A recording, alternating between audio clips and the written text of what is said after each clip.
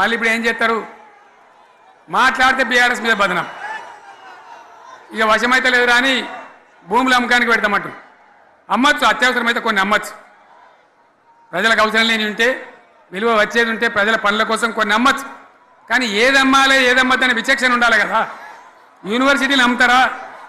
ఇవాళ హైదరాబాద్ యూనివర్సిటీ అమ్ముతున్నారు, రేపు ఉస్మాన్ యూనివర్సిటీ అమ్ముతారు విలువైన భూములనే అని. ఇట్లా కథం పట్టుకుంటూ పోతే ఏమైనా మిగులుతుందా? కాబట్టి ఇది పద్ధత, ప్రభుత్వం నడిపించే విధానమా, వీళ్ళు ఏ విధంగా గోల్మాలు దింపుతున్నారో దయచేసి ఆలోచించాలని చెప్పి నేను మీ అందరిని కూడా కోరుతా ఉన్నా. ఒక్కొక్క ట్రిప్పు నేను యాదగిరి గుట్టకు పోతే అలా ఎకరానికి 10 లక్షల వాల్యూ పెరుగుతుండే. మరి ఇవాళ ఏమవుతా ఉంది? ఇవాళ ఏం జరుగుతూ ఉంది? మీరందరూ కూడా ఆలోచన చేయాలని కోరుతా ఉన్నా. ఇవాళ రాజ్యం నడపచేతగాక ఎల్లెంకల పడి రాష్ట్రాన్ని ఆర్థికంగా దివాలు తీసి పిచ్చి పనులన్నీ వేసి ఇవాళ అడ్డం పొడుగు మాట్లాడుతూ ఉన్నారు. అన్ని రంగాలలో ఫెయిల్ అయిపోయింది. ఏ ఒక్క ఈ హుస్నాబాద్లో ఇప్పుడు నేను రాగా చూసుకుంటూ వచ్చిన ఆనాడు కష్టపడి ఈ హరీష్ రావు ఇరిగేషన్ మంత్రిగా ఉన్నప్పుడు ఇలా గౌరెల్లి ప్రాజెక్టు కట్టినాం. 90% పూర్తయింది. గౌరెల్లి ఇరిగేషన్ ప్రాజెక్టు ప్రజలకు సంజాయించి భూములు తీసుకొని ఆనాడు తిరిగి 90% పూర్తి చేసినాం.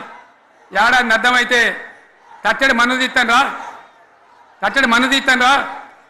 పాలమూరు పథకం 80% కంప్లీట్ అయింది. ఎందుకు దాన్ని పెండింగ్లో పెడుతున్నారు? ఎందుకు దాన్ని పూర్తి చేస్తలేరు? ఈ విధంగా చిన్న మాట, చాలా చిన్న మాట. కేసీఆర్ కిట్టు పెట్టినాం, లక్షాధికారుల కోసం పెట్టినాం, కోటీశ్వర్ల కోసం పెట్టినాం. ఎవరి కోసం పెట్టినాం కేసీఆర్ కిట్టు? పేద ప్రజల కోసం, గ్రామీణ ప్రాంతాల్లో ఉండేటువంటి పేద ప్రజల కోసం పెట్టినాం. ఆడపిల్లగానే 13,000 ఇచ్చినాం, మగపిల్లగానికైతే 12,000 రూపాయలు ఇచ్చినాం. ఆ వాహనాలు పెట్టి, అమ్మఒడి వాహనాలు పెట్టి వాళ్ళని తీసుకెళ్ళి ప్రసవాలు చేయించి వాళ్ళకి మందులు ఇచ్చి ఫ్రీగా ఉచితంగా చేసి బ్రహ్మాండంగా ప్రసవం చేయించి మళ్ళీ ఇంటికాడ దించినాం. గది బంద్ చేస్తారా ఎవరన్నా? ఎందుకు బంద్ చేయాలి? ముఖ్యమంత్రులుగా పనిచేసే వాళ్ళకు గాంభీర్యం ఉండాలి, ధైర్యం ఉండాలి. రాజశేఖర్ రెడ్డి అనే ముఖ్యమంత్రి ఉండే, నేను చెప్తా ఉన్నా మీ ముందు ఇయ్యాల. ఆయన ఆరోగ్యశ్రీ అని ఒక పథకం తెచ్చిండు. నేను ముఖ్యమంత్రి అయిన తర్వాత అడిగిన, హెల్త్ డిపార్ట్మెంట్ని పిలిచి అడిగిన, ఇది ఏం పథకమయ్యా బాగుందా అంటే, సార్ మంచిగుంది, ప్రజలకు లాభం అవుతుందని చెప్పింది.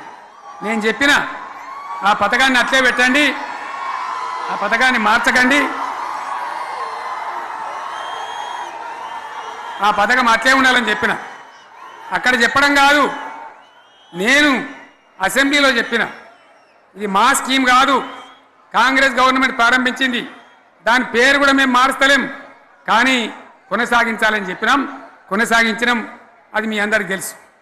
ఇలా వీళ్ళు కేసీఆర్ ఆనవాళ్ళు లేకుండా చేస్తాం, కేసీఆర్ ముచ్చట లేకుండా చేస్తారా?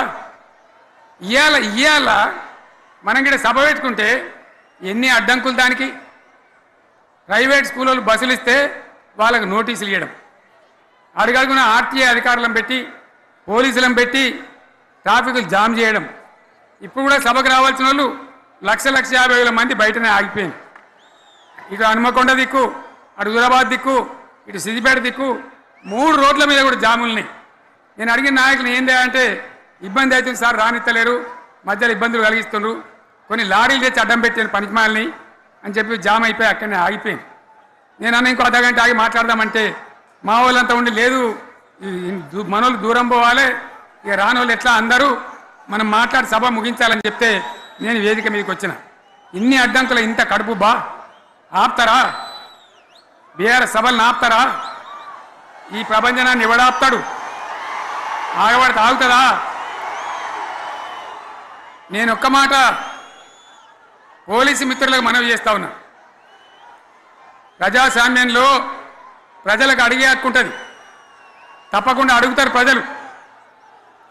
ఈ అడిగే హక్కును సోషల్ మీడియాలో బీఆర్ఎస్కు సోషల్ మీడియా వారియర్స్ ఉన్నారు, వాళ్ళు బ్రహ్మాండంగా పనిచేస్తున్నారు, ఖచ్చితంగా అడుగుతున్నారు ప్రజల తరఫున. ఇంత అన్యాయం జరుగుతుంటే చూడలేక సోషల్ మీడియాలో పనిచేసే తెలంగాణ బిడ్డలు ఇది ఏమన్యాయమే ఎట్లా అని చెప్పి ప్రభుత్వాన్ని ప్రశ్నిస్తూ ఉన్నారు, ప్రజలకు మద్దతుగా నిలబడతా ఉన్నారు. వాళ్ళ మీద కేసులు, వాళ్ళని పట్టుకపోవడు. పోలీస్ సోదరులను నేను అడుగుతా ఉన్నా, మీరెందుకు దునుకులాడుతుండ్రే? మీకేమక్కడ వచ్చింది? మీకొక్కటి చెప్తున్నా నేను, గ్యారంటీగా పోలీసు మిత్రులారా, ఇవాళ పోయి రాత్రి మీ డైరీలలో రాసుకోండి, మీ డైరీలలో రాసి పెట్టుకోండి.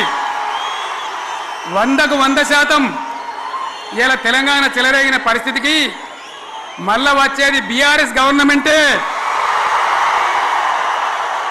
అది ఎవడు కూడా ఆపలేడు.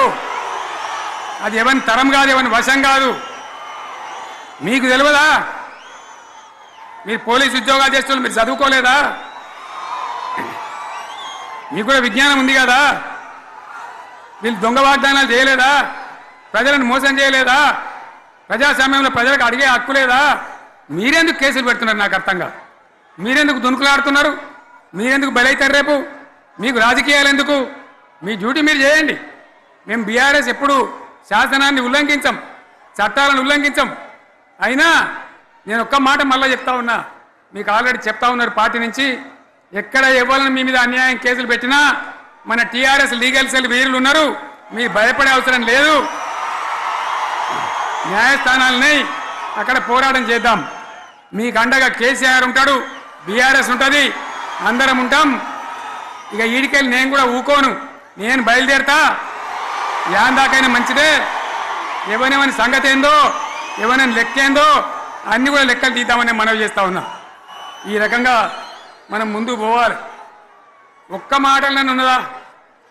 ఇవాళ ఈ ప్రభుత్వం, ఈ కాంగ్రెస్ నయవంచక ప్రభుత్వం సంక్షేమంలో ఫెయిల్, మంచినీళ్ళలో ఫెయిల్, పొలాలకు నీళ్ళు ఇవ్వడంలో, సాగు నీళ్ళలో ఫెయిల్, కరెంటు సరఫరాలో ఫెయిల్, రైతు బంధులో ఫెయిల్, విత్తనాలు ఎరువులు సరఫరాలో ఫెయిలేనా?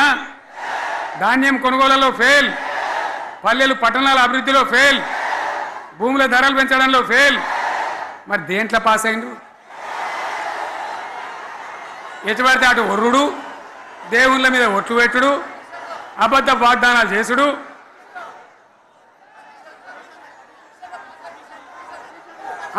కమిషన్ అట 20-30% కమిషన్లు తీసుకున్నాడు, సంచులు నింపుడు, సంచులు మోసుడు.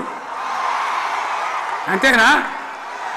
కరెక్టేనా ఈ మాట అన్నా? కరెక్టేనా? నేను చెప్పి అన్ని ఫెయిల్ అయిందా ఈ ప్రభుత్వం? నిజమైతే ఒకసారి చేతులు లేవట్రా, దయచేసి స్టేజ్ మీద లేవట్రా. ఫెయిల్ అయినా